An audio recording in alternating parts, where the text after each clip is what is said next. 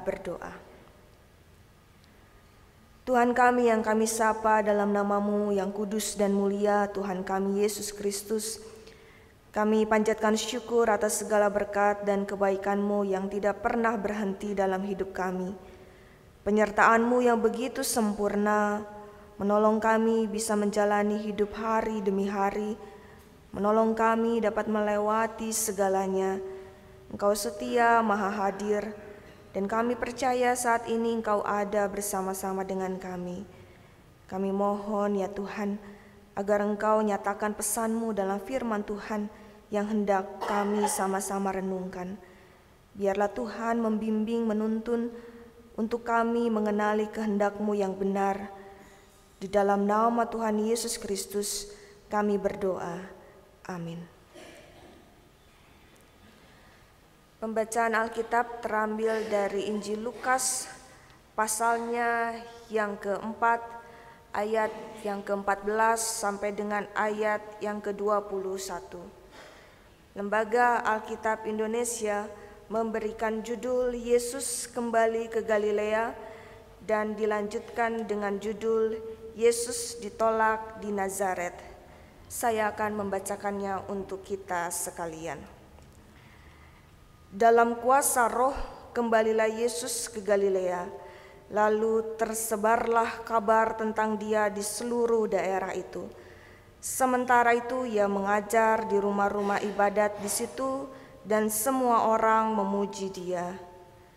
Ia datang ke Nazaret tempat Ia dibesarkan, dan menurut kebiasaannya pada hari Sabat Ia masuk ke rumah ibadat lalu berdiri untuk membaca. Kepadanya diberikan gulungan kitab Nabi Yesaya. Ia membukanya dan menemukan nas di mana tertulis, Roh Tuhan ada padaku, karena Ia telah mengurapi aku untuk menyampaikan kabar baik kepada orang-orang miskin. Ia telah mengutus aku untuk memberitakan pembebasan kepada orang-orang tawanan dan penglihatan bagi orang-orang buta, untuk membebaskan orang-orang yang tertindas, untuk memberitakan tahun rahmat Tuhan. Ia menutup gulungan itu, memberikannya kembali kepada petugas, lalu duduk. Mata semua orang dalam rumah ibadat itu tertuju kepadanya. Ia mulai berkata kepada mereka, katanya, pada hari ini genaplah nas ini ketika kamu mendengarkannya. Sedemikian bahan yang menjadi pembacaan Alkitab. Berbahagialah setiap orang yang mendengar firman Tuhan serta memeliharanya di dalam hidupnya. Haleluya. Haleluya. Haleluya. Haleluya.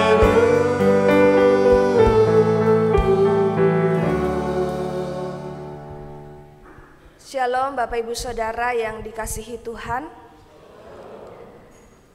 Pada hari Minggu, sebuah keluarga yang terdiri dari ayah, ibu, dan seorang anak usianya 6 tahun berencana pergi ke restoran untuk makan siang.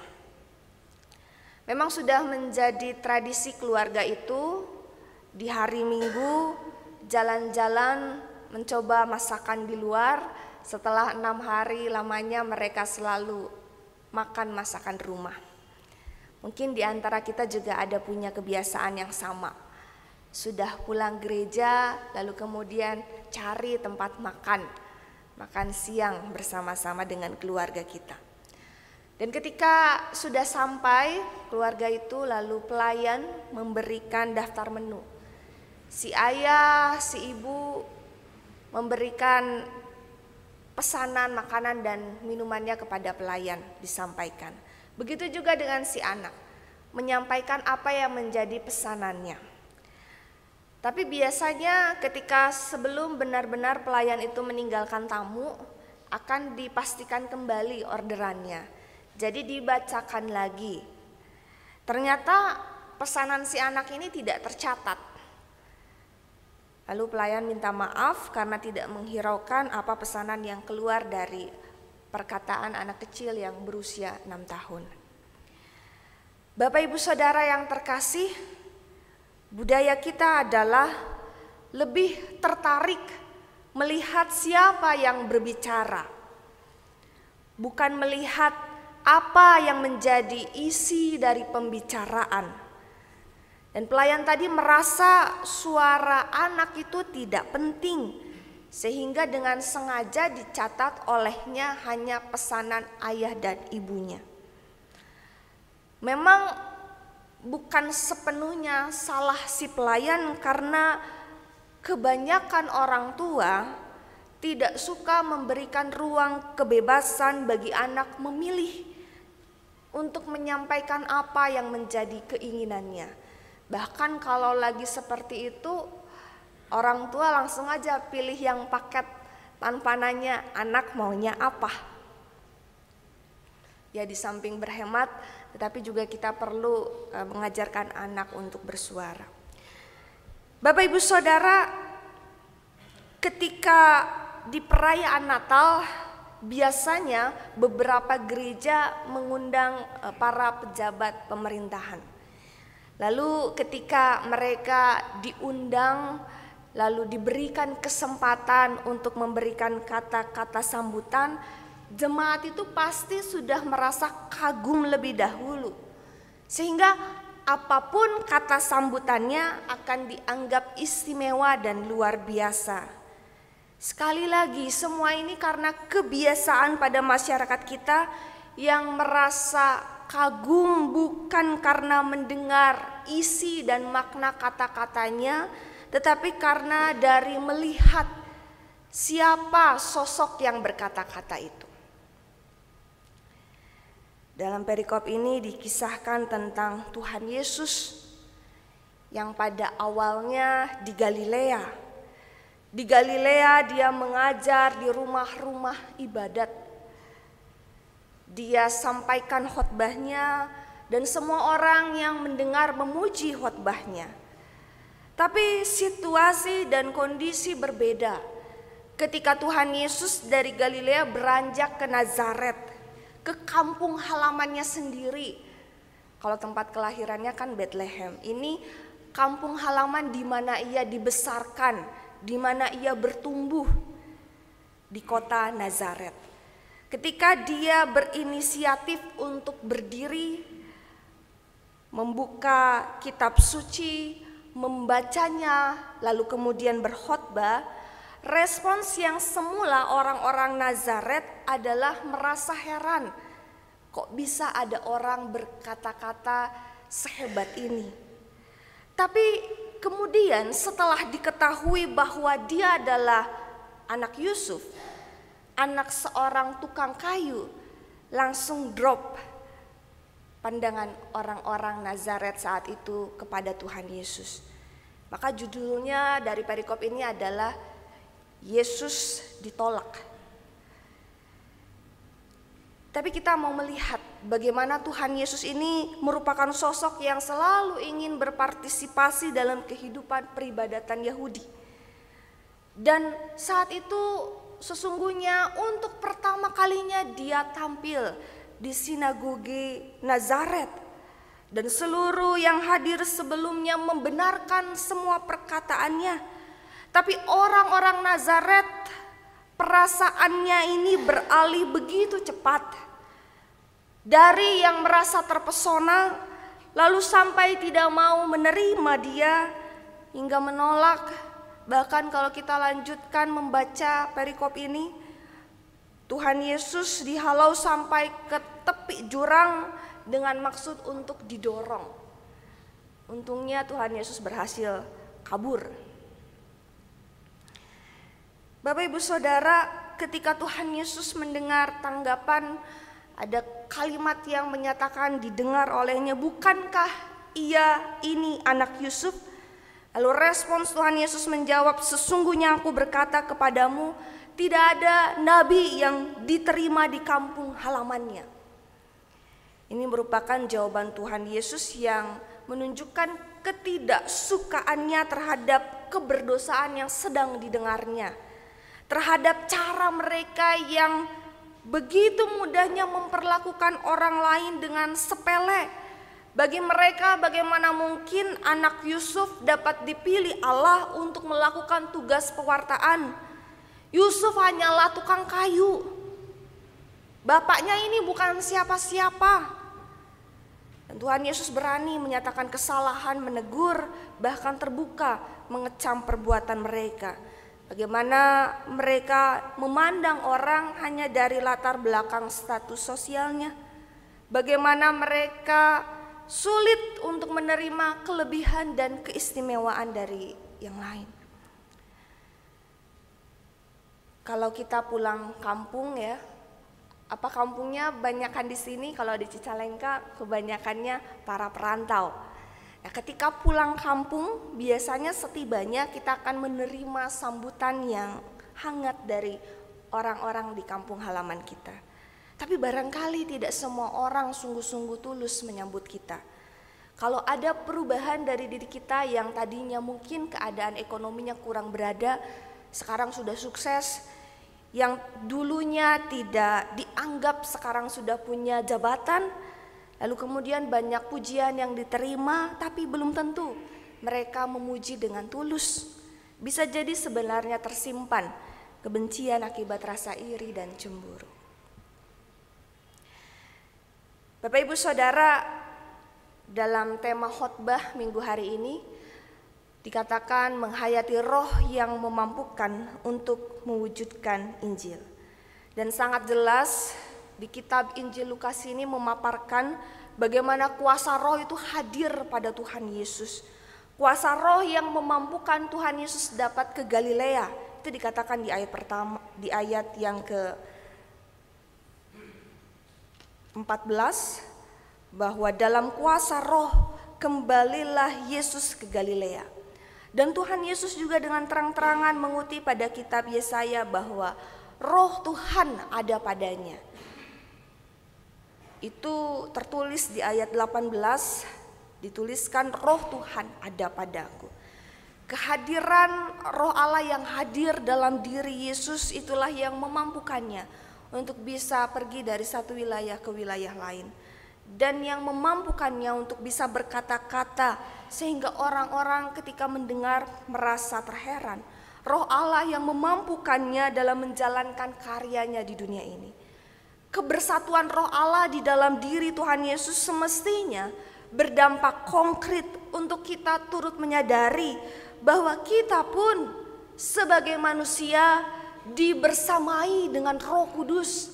Kita yang artinya pribadi sendiri dan juga mengaku Roh Kudus turut hadir bersama dengan orang-orang lainnya. Sama-sama disertai, dituntun, dipimpin, dimampukan oleh Roh Kudus. Kita bisa melakukan apapun karena Roh Kudus. Maka maukah kita merendahkan hati dan mengakui bahwa siapa saja bisa Tuhan pakai untuk menyatakan Injilnya, untuk menyatakan kebenarannya. Anak kecil, orang-orang muda, orang yang sudah sangat tua, asisten rumah tangga kita, tukang parkir, office boy, orang miskin, orang yang berbeda latar belakangnya dengan kita, siapapun, semua bisa Tuhan pakai untuk menyatakan kebenarannya. Karena kebenaran bukan milik kita, kebenaran adalah milik Tuhan. Dan Tuhan punya kewenangan untuk memberitakan kebenaran itu kepada siapa saja yang dikehendakinya. Ketika kita katakan, Tuhan pimpin aku, bebaskan aku dari ketidaksadaranku seperti tadi disampaikan oleh Mazmur, maka rendah hatilah, mau dipimpin oleh Tuhan. Terima cara Tuhan mengatur dan memimpin kita. Ketika disampaikan firman Tuhan melalui nasihat yang menurut kita si A, si B ini kurang pantas untuk memberikan nasihatnya kepada kita atau terlalu menyinggung, bisa jadi merekalah yang sedang dipakai jadi alat Tuhan. Di zaman sekarang, Bapak Ibu Saudara, keserakahan itu menjadi cara orang bertahan hidup. Orang memikirkan tiap-tiap hari bagaimana cara memperkaya diri. Orang bahkan bisa merasakan ketakutan ketika ada orang lain yang lebih kaya daripadanya. Inginnya hanya dia sajalah yang punya banyak uang. Tapi ternyata keserakahan ini bukan hanya mencakup soal materi, tetapi juga keserakahan, mari kita amati, mencakup soal keinginan untuk dirinya lah yang berhak hanya didengarkan di keluarganya. Tidak bisa dibantah. Untuk bisa mengatur segalanya di tempat pekerjaan. Tidak mau mendengarkan nasihat dari bawahan. Atau kalau bisa dirinya lah yang diandalkan untuk bisa mengerjakan segala sesuatunya. Ingin paling menonjol di tempat persekutuan. Tapi ketika Tuhan Yesus terlahir dari ayah dan ibu yang biasa-biasa saja secara status sosial, maka memang karyanya sejak semula adalah untuk merangkul semuanya. Bagaimana kita pun turut merangkul semua, mau menerima, mau menghargai. Tidak melihat seperti yang dikatakan oleh orang Nazaret, bukankah dia ini adalah anak Yusuf? Mari tidak merendahkan, tidak suka menganggap sinis ketika orang lain yang menurut kita tidak penting suaranya diperhatikan, tidak penting untuk didengarkan. Sekali lagi, setiap orang percaya mendapatkan karunia Roh Kudus. Orang yang kita abaikan jangan-jangan sedang dipakai Tuhan untuk menyatakan yang benar, untuk menolong kita dari segala kealpaan dan kebodohan kita supaya itu bisa tersingkapkan. Ada ungkapan Bapak Ibu Saudara, berhenti menyiram tanaman mati. Menyiram tanaman mati itu buang-buang waktu dan tenaga ya Bapak Ibu Saudara. Karena yang sudah mati tidak bisa disiram. Air tidak berguna lagi untuk tanaman yang telah mati. Bahkan sederas apapun hujan tidak bisa menghidupkan kembali tanaman yang sudah mati. Tapi ini bukan soal tanaman. Ini soal hati yang mati dalam pribadi yang keras. Pribadi yang tidak mau mendengarkan pertimbangan, pendapat, nasihat dari yang lain. Orang yang keras tidak bisa mendengarkan suara Roh Kudus melalui kehadiran orang-orang di sekitarnya. Maka pantaslah Kisah Para Rasul 51 ayat 7 menyatakan pada para pemuka agama saat itu dalam persidangan Stefanus, dikatakan begini, hai orang-orang yang keras kepala, yang keras hati dan tuli, kamu selalu menentang Roh Kudus. Pernah kita mendengar bahwa sifat salah satu Roh Kudus adalah penurut. Ya, Roh itu penurut, tidak akan memaksakan kita. Tidak akan terjadi sebuah peristiwa secara tiba-tiba di luar kendali kita. Sifatnya penurut. Oleh karena itu jangan terlalu sering kita menentang Roh Kudus, membungkam suara Roh Kudus. Bahkan kalau kita baca di ayat-ayat berikutnya, diberikan contoh Nabi Elia, Nabi Elisa yang tidak diterima, tidak dihargai oleh bangsa Israel di zaman perjanjian lama. Dan dalam perikop ini Tuhan Yesus katakan kembali ketika dia mengawali menyampaikan tidak ada nabi yang diterima di kampungnya sendiri. Pada zaman Nabi Elia dikatakan oleh Tuhan Yesus, sebenarnya ada banyak janda Israel yang kelaparan, tapi tidak seorang pun dari mereka yang dikunjungi oleh Nabi Elia, malah bangsa lain yaitu janda Sarfat di Sidon. Kemudian pada zaman Nabi Elisa ada banyak orang Israel yang punya penyakit kusta, tapi malah Naaman orang Aram yang disembuhkan. Keduanya adalah sama-sama bukan orang Israel, tetapi mereka yang malah menerima mukjizat. Semuanya karena sikap bangsa Israel tidak bisa menerima, menghargai orang-orang yang Tuhan pakai. Nabi itu pada zaman dulu dianggap aneh hidupnya, karena selalu menentang yang jahat, karena selalu mengusik zona nyaman seseorang.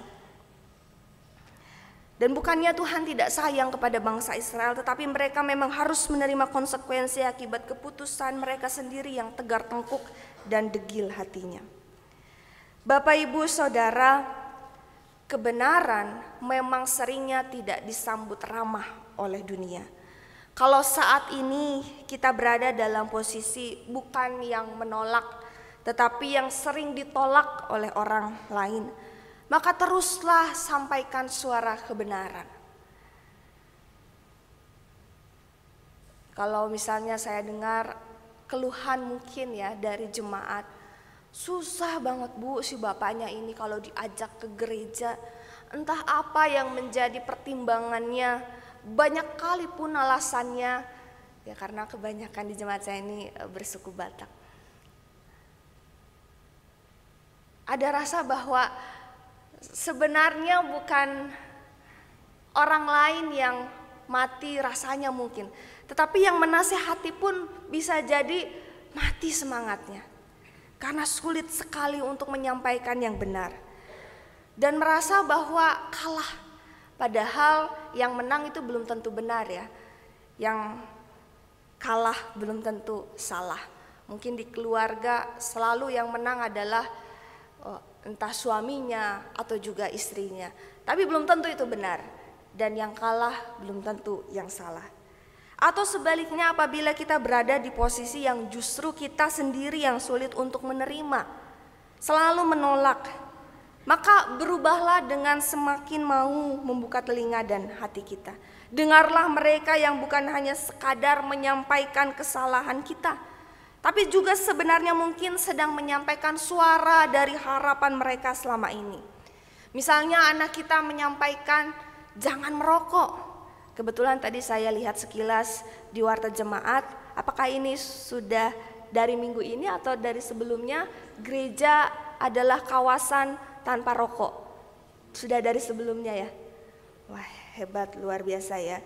Jadi gereja itu adalah kawasan tanpa rokok. Mau saya foto lalu saya bagikan ke jemaat Cicalengka. Jangan merokok gitu ya. Nah di rumah juga anak melarang kita merokok. Itu bukan sekadar anak mengganggu kesenangan kita. Tapi sekali lagi ketika ada yang menyampaikan kesalahan kita, jangan-jangan ada tersimpan harapan mereka. Ia ingin agar hidup orang tuanya sehat, panjang umur, sehingga mereka sedang ungkapkan kebutuhan mereka sebenarnya sebagai anak, inginnya ditemani selama mungkin, inginnya selalu melihat orang tua mereka. Waktu kecil saya suka melihat karena saya tinggal sama kakek dan nenek, dan saya tidur bersama nenek saya. Walaupun nenek saya tidurnya menghadap ke pinggir gitu ya, itu saya suka lihat tubuhnya itu masih bernafas atau enggak, kadang gitu ya. Itu untuk memastikan bahwa saya tidak akan pernah ditinggalkan olehnya. Dan kadang-kadang juga orang tua perlu belajar untuk melembutkan hati. Anak meminta kita berobat, gak usah lah, mendingan uangnya dipakai buat apa? Dipakai bisa buat kebutuhan rumah masih banyak, jadi gak usah berobat, ini gak kerasa apa-apa kok.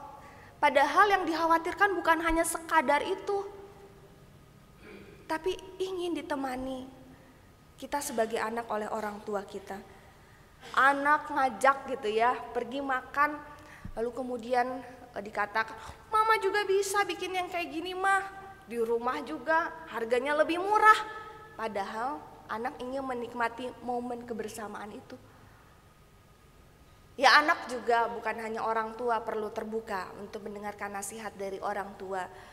Jangan pulang terlalu malam, bukan karena sekadar orang tua ingin mengganggu kesenangan kita, tapi mereka khawatir waktu tidak bisa dikembalikan. Kalau terjadi apa-apa, bagaimana?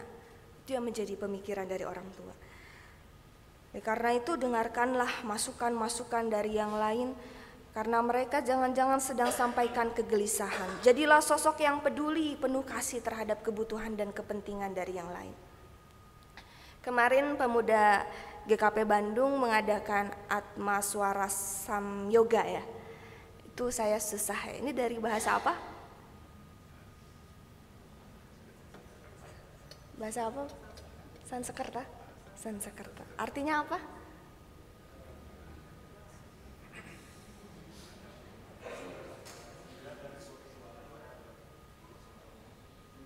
Oh, jiwa dan suara menyatu. Jadi kalau kita menyanyi itu harus dengan jiwa kita ya.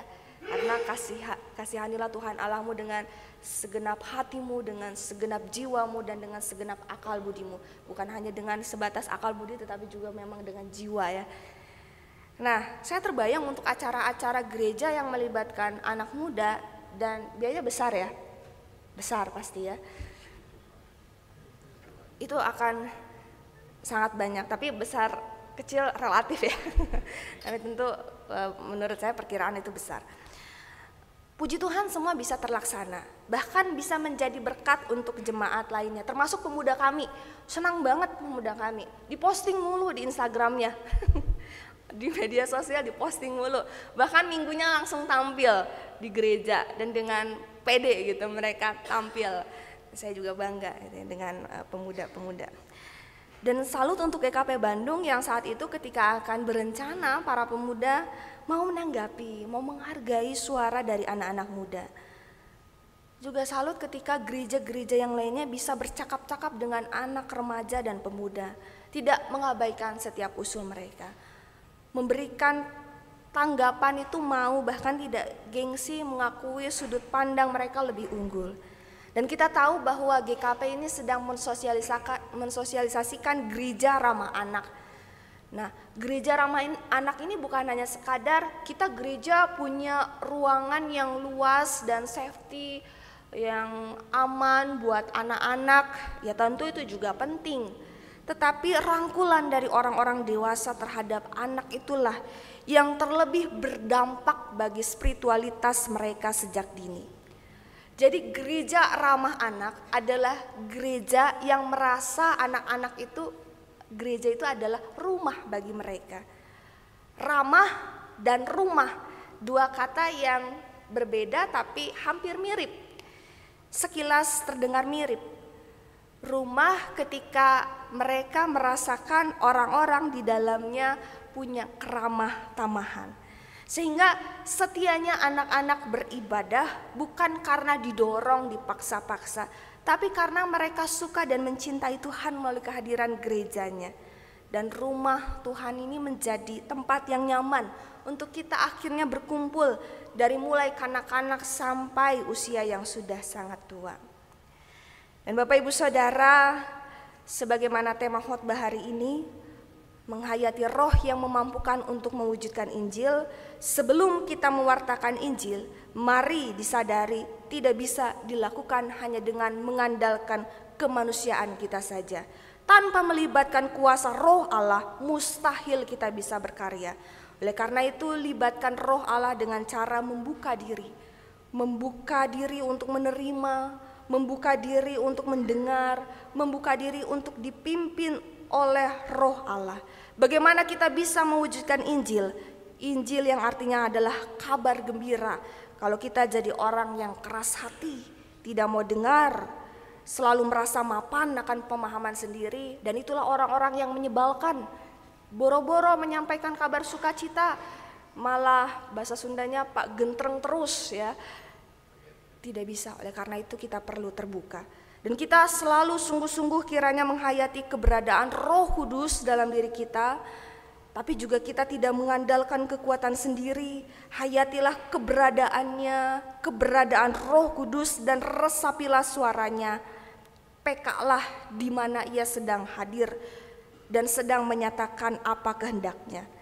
Kiranya kita selalu dituntun untuk selalu bisa mendengar apa yang benar, sehingga kita setia melakukan apa yang benar juga di mata Tuhan. Tuhan menolong kita semua. Amin.